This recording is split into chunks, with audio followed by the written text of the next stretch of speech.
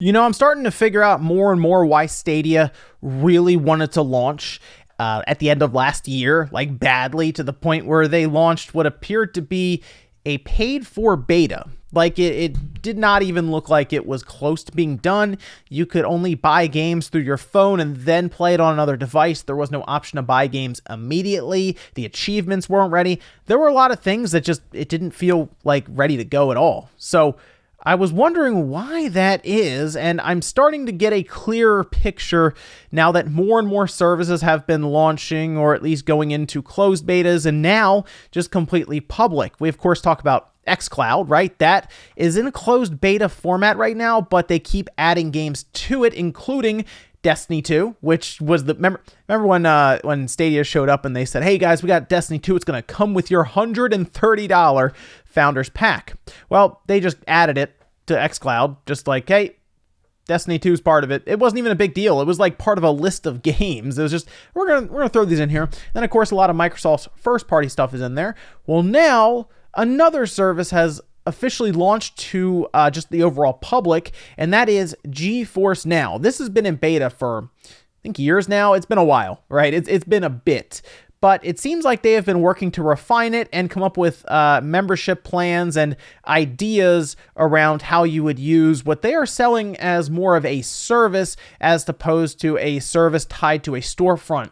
That appears to be what Stadia is doing, right? They want to, of course, be the storefront, the service, everything rolled into one, and they even want to sell you hardware that's just kind of repurposed. The controller is the only thing that they've really designed, and now that we're seeing some of these services launch, like GeForce Now, it's becoming more and more obvious that Stadia is just not really competitive with these services as it stands now, and they're going to have to do some things to become competitive. So let's take a look here. This is actually the GeForce Now page that launched, and this is now available. You can go play this right now in your browser. They also support the Nvidia Shield, and they support Android devices and Mac OS. So you can go do this right now. And the biggest thing here is they launched with a free version. Remember, the thing that Stadia has talked about for a while now is a free version that you can play without the need to pay $10 per month.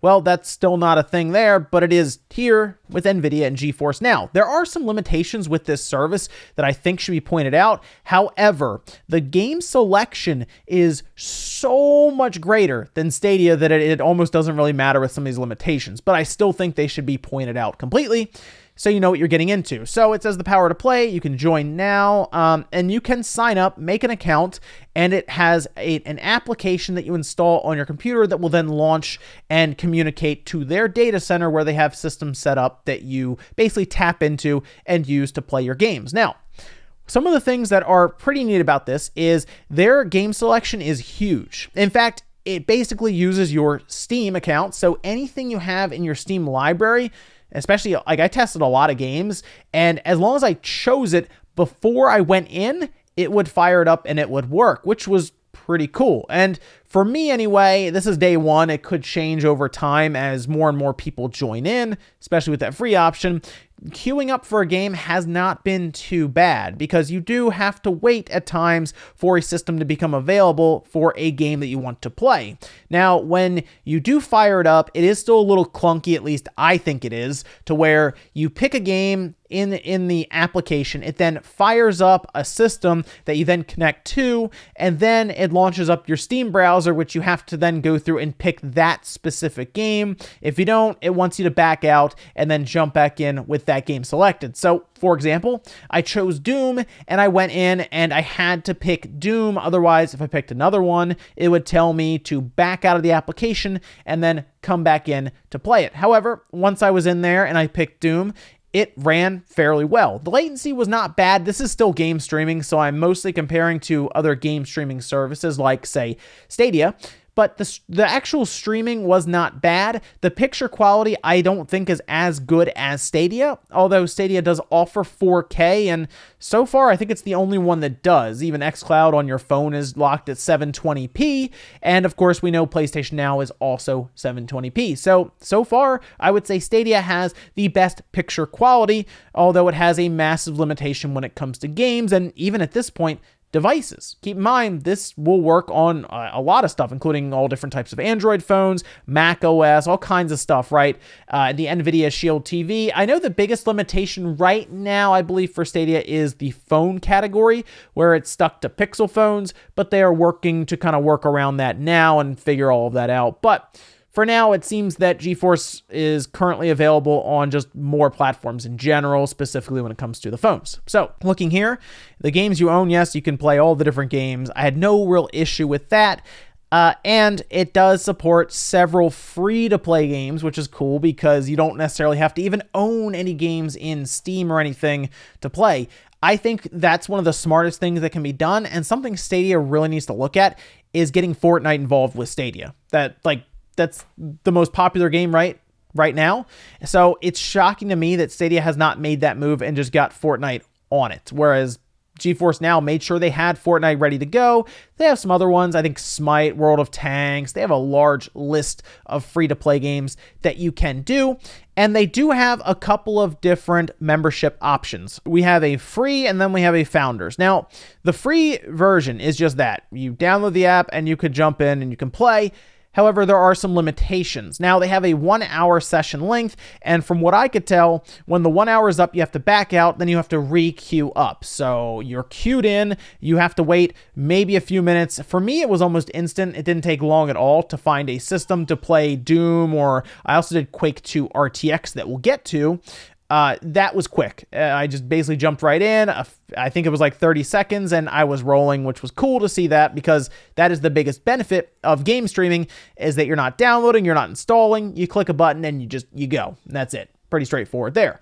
So standard access, 1 hour session length at $0 per month, and you just download an application and you're rolling. Now, the Founders is half the price of Stadia, but it says $4.99 per month for 12 months. So I'm curious if this price is going to be changing over time here. They do give you the first 90 days for free without charging you. So if you signed up now, $4.99 per month, but that's not charged until May. In fact, I actually signed up for the Founders Edition just so I could check out one of their biggest features that it has right now over something like Stadia, and that is the option of RTX being on, or of course, Nvidia's marketed ray tracing solution. And I wanted to try this out. They also have extended session length, which seems to be 6 hours. So if you're gonna have a long playtime, like at any given point when you sit down, I guess you would want the Founders Edition at $4.99 per month. It is set at 1080p, 60 frames per second as well, so it does hit 60.